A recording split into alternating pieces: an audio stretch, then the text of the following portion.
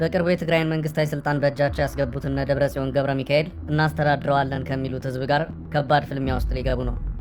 ከደብረጽዮን ቢሮ የወጣቸው አንድ ገጽ ደብዳቤ ፍልሚያው ማስጀመሪያ ፊሽካ መሆኗም እየተነገረ ነው። ይቺው ደብዳቤ ትግራይን የመንግስት ሰራተኛ የመጪዎቹን 2 ወራት ደሞዝ አትጠብቅ፣ ብር የለም፣ ያለውንም በአግባቡ ለመካፈል አዲስ ቀመር መስራት አለብን የምትል ናት። ከባዱ ፍልሚያ ሊለኮስ ጫፍ የደረሰውም እዚች ነጥብ ላይ ነው። ትግራይ የኢትዮጵያ አካል ናት። የኢትዮጵያ ማክሮ ኢኮኖሚ ትግራይንም ይመለከታል። በኢትዮጵያ ከተወሰኑ ዓመታት ወዲህ ከፍተኛ የኑሮ ውድነት ይታያል። ይህ የኑሮ ውድነት በተለይም ለደሞዝተኛ ወይም በቋሚ ውስን ገቢ ለሚተዳደረው የህብረተሰብ ክፍል እጅግ ፈታኝ መሆን ከጀመረ በኋላ አደር ብሏል። እንደ ሀገር ደሞዝ ተቀብሎ መኖር ፈታኝ የሆነ በመጣበት ሁኔታ የወር ደሞዝ ቀኑን መዳረሻ የሚቆጥረውን የመንግስት ሰራተኛ ደብረጽዮን ጭራሹን የ2 ወራት ደሞዝ እንደማይኖራቸው ወቁ ሲሉ የእግድ ደብዳቤ ያስተላልፈዋል።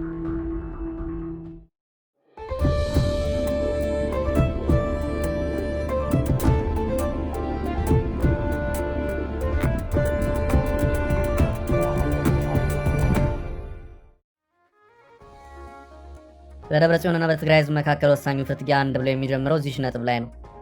ደብረጽዮን በሰራተኛው ጉሮሮ ላይ መጥተዋል። ቀን እየቆጠረ ከዛሬ ነገ ደሞዝ ደረሰ አልደረሰ በሚለው የትግራይ መንግስት ሰራተኛ ላይ የ60 ቀናት የደሞዝ እግድን ያስተላለፉት ደብረጽዮን እግዱም ሳያንሳቸው አንድ ተጨማሪ ትዕዛዝም አውርደዋል። የኛው ትዕዛዝ ደግሞ በቀጣይ ደሞዝ የሚከፈለው ሀብት በማሰባሰብ ነው የሚለው ነው ይታያል። ሀብት የሚሰባሰበው ከየትና ከማን ነው በሚለው ዙሪያ ግን የተሰጠ ማብራሪያ የለም። በአጭሩ ደብረጽዮን እያሉ ያሉት ብር የለም፣ ደሞዝ የሚባል ነገር አትጠይቁ፣ አርፋችሁ ስሩ ነው። ደብረጽዮንና ጓዶቻቸውን በትግራይ ህዝብ ቀይ መስመር ላይ መጥቶ ነው ይታያል። እዚች ነጥብ ላይ ፍልሚያው አንድ ብሎ ይጀምራል። እዚች ነጥብ ላይ የህወሓትና የትግራይ ህዝብ ፍቺ የመጨረሻው ወረቀት ይቀደዳል። የፕሪቶሪያን ስምምነት አፍርሶ የጊዜያዊ አስተዳደሩን ቀሪ በማድረጉ ከፌዴራሉ መንግስት ጋር ሌላ ዙር ፍልሚያ ውስጥ ይገባል በሚል ተፈርቶ የነበረው ህወሓት አሁን ፍልሚያው እዚያው ትግራይ ውስጥ አስተዳድረዋለሁ ከሚለው ህዝብና ካደራጀው ታጣቂ ኃይል ጋር ሊሆን ነው። በነገራችን ላይ ታጣቂው ኃይልም ደሞዝተኛ ነው። አሁን ለትግራይ መንግስት ሰራተኛ ጥያቄው የመኖርና አለመኖር ጉዳይ ነው። የአንድ ቀን ደሞዝ መዘግየት ህይወቱን ፈተና ውስጥ ለሚከተው የመንግስት ሰራተኛ አሁን ያለው የኑሮ ውድነት ታክሎበት ለ2 ወራት ደሞዝ አታገኝም ማለት ከባድ የህልውና ግብግብን የሚያስነሳ ነው። በቀጣይ ደብረጽዮን ከባድ ግብግብ ይጠብቃቸዋል። ደብረጽዮንና ጓዶቻቸው የፕሪቶሪያን ስምምነት ቀደናል፣ የጊዜያዊ አስተዳደሩንም አፍርሰናል ማለታቸው ለትግራይ የሚላከውን የፌዴራሉን መንግስት የድጎማ በጀት ቀሪ የሚያደርገው መሆኑ ጥርጥር የለውም። በፌዴራሉ መንግስትና አሁን ትግራይን እያስተዳደርኩ ነው በሚለው ህወሓት መካከል ምንም አይነት ህጋዊ ግንኙነት የለም። በፌዴራሉ መንግስት እይታ ህወሓት እንደውም ህጋዊ እውቅናው የተሰረዘና በራሱ መንገድ ብቻ ፓርቲ ነኝ በማለት የሚንቀሳቀስ አንድ የሆነ ቡድን ነው። እናም የፌዴራሉ መንግስት በጀት እንደማይለቅ የህወሓት አመራሮች ከወዲሁ በመረዳታቸው የትግራይ መንግስት ሰራተኞችን ወገባችሁን ጠበቅ አድርጉ ብለው ታርፈዋል። የክልል መንግስት ገቢዎች በሁለት ተከፍለው የሚታዩ ናቸው። አንደኛው ራሳቸው በራሳቸው አመንጭተው ለራሳቸው የሚመድቡት የበጀት አይነት ነው። ትግራይ ለ2 ዓመታት በጦርነት በመድቀቋ እንደዚሁም ከዚያ በኋላም ሌሎች በርካታ የፖለቲካ ውጣ ውረዶች በመከሰታቸው የገቢ ማመንጨት አቅሟ ክፉኛ ተዳክሟል። ከዚህ ውጭ የሚታየው ገቢ በድጎማ መልክ ከፌዴራል መንግስት ለክልሎች የሚላከው በጀት ነው። ሌተናል ጀነራል ታደሰ ወረደ በስልጣን ላይ በነበሩበት ወቅትም ይሄው የፌዴራል መንግስት ድጎማ በተሳለጠ ሁኔታ የሚከናወን አልነበረም። ህወሓት ካለው አካሄድ አንጻር በጀቱ ለጦርነት ዝግጅት ሊውል ይችላል የሚሉ ጥርጣሬዎችም ነበሩ። የትግራይ ጊዜያዊ አስተዳደር ከፌዴራል መንግስት ይላክልኝ የነበረው የድጎማ በጀት ከቀረ 2 ወራት ተቆጥረዋል በማለትም ከዚህ ቀደም ቅሬታውን ያሰማ የነበረ መሆኑ የሚታወስ ነው። በጀነራል ታደሰ ወረደ ጊዜያዊ አስተዳደር ዘመን ወቅት የፌዴራል መንግስት ድጎማ ፈተና ውስጥ ከነበረ አሁን ህወሓት የፕሪቶሪያን ስምምነት አፍርሶ ስልጣኑን በራሱ መንገድ በተቆጣጠረበት ሁኔታ በጀት ይለቀቃል ተብሎ ሊታሰብ አይችልም። ህወሓት ስልጣኑ የተቆጣጠረው የመጣ ይምጣ በሚል ነው። ግን ደግሞ ገና ጉዞ በቅጡ ሳይጀመር ማጣፊያው አጥሯል። በነገራችን ላይ በትግራይ ደሞዝተኛው የመንግስት ሰራተኛው ብቻ አይደለም፣ ቲዲኤፍ በመባል የሚታወቀው የክልሉ ታጣቂ ኃይልም ጭምር ነው። ይህ ኃይል ከ200 ሺህ ያላነሰ ነው። የጦር ጉዳተኛም ሆኖ አግዙኝ የሚለውም ቁጥር ቀላል አይደለም። ትግራይን እንደ ሀገር በመቁጠር በአንድ ሀገር መከላከያ ደረጃ እንዲደራጅ ያደረገውና ቲዲኤፍ የሚባለው ታጣቂ ኃይል ልክ እንደ ትግራይ ማንኛውም የመንግስት ሰራተኛ ደሞዝ የሚቆረጥለት ነው። እነ ደብረጽዮን ቀጣይ የደሞዝ ፍልሚያም የሚጠብቃቸው ከዚህ የታጠቀ ኃይል ጋርም ጭምር ነው። ህወሓት ቲዲኤፍ የተባለውን ታጣቂ ኃይል የሚመለከተው እንደ አንድ መደበኛ ሰራዊት ነው። አጠራሩም የትግራይ መከላከያ ሰራዊት የሚለውን ስያሜ የያዘው ነው ይታያል። ይህም የአንድ ሀገር መከላከያ አይነት ስያሜ እንደማለት ነው።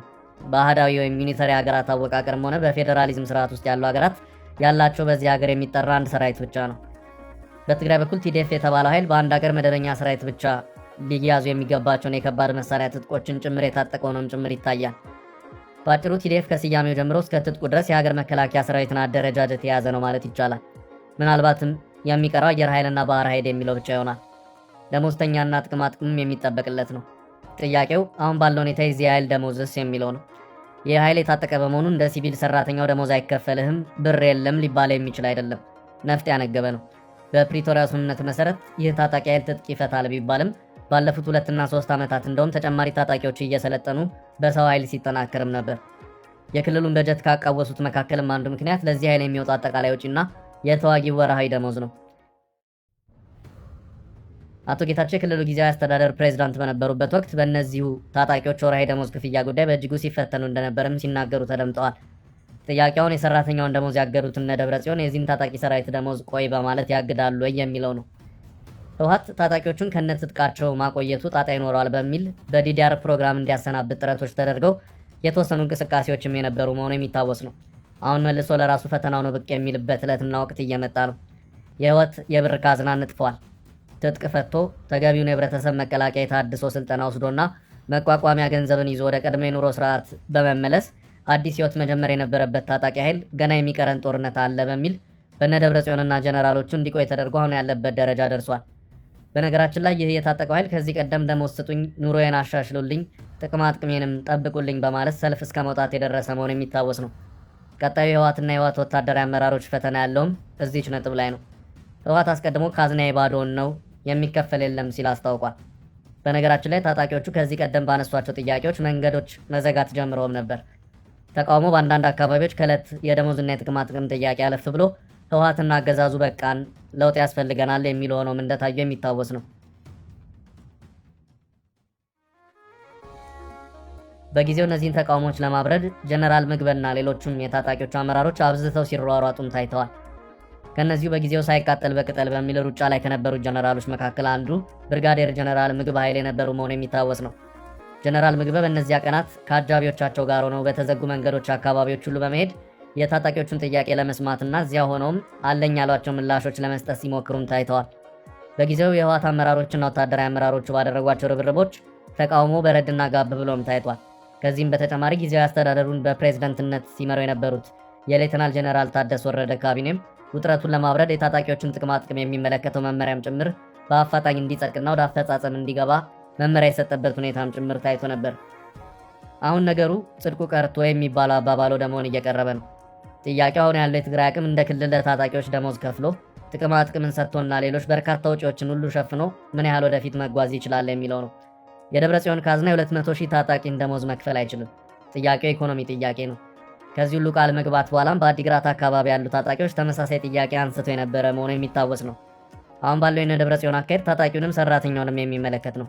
በታጣቂዎቹ ከዚህ ቀደም የተሰማው ተቃውሞ በፍጥነት በቁጥጥር ስር የዋለበት ሁኔታ ታይቷል። በማባበል የተደረገ ቁጥጥር ነው። ከዚህ ቀደም የተለያዩ አርሚ በሚል የተደራጁ ታጣቂዎች ከአዲግራት እስከ መቀሌ ጥያቄዎችን አንስተው ነገሩን በማባበልና ቃል በመግባት ለማብረድ ሙከራዎች የተደረጉበት ሁኔታ ነበር። በጊዜውም የተወሰኑት የአርሚ ኃይሎች ያደረግነው ተግባር ትክክል አልነበረም፣ ይቅርታ እንጠይቃለን ብለዋልን በሚል በትግራይ የተለያዩ ሚዲያዎች መረጃዎች የተሰራጩበት ሁኔታም ታይቷል። በጊዜው ታጣቂዎቹ ከካምፖቻቸው በመውጣት ጥያቄዎችን ሲያቀርብ የነበረው ያለ መሳሪያ ነበር። ከትላንት ምሽት ጀምሮ መቀሌ መሃል ከተማ የገባው አርሚ 31 የተባለው ኃይል ግን ወደ ፕሬዝዳንቱ ሌተናንት ጀነራል ታደሰ ወረደ ጽህፈት ቤት ያመራው የነፍስ ወከፍና የቡድን መሳሪያዎች ይዞ ነበር። ደሞዝ ከክልሉ የመንግስት ሰራተኞች ባለፈ ለታጣቂዎችም ጭምር የሚከፈል ነው። የታጣቂዎቹ ቁጥር ከፍተኛ ከመሆኑ አንጻር ገቢው ከየት ተገኝቶ ለዚህ ሁሉ ታጣቂ ወር ደሞዝ ይቆረጣል የሚለውም ጉዳይ እንደዚሁ ሌላኛው ፈተና ሆኖ ይታያል። ከዚህ አንጻር አሁን ባለው ሁኔታ ህወሓት እዚያው ትግራይ ውስጥ ከባድ ፍልሚያ የሚጠብቀው ሆኖ ይታያል።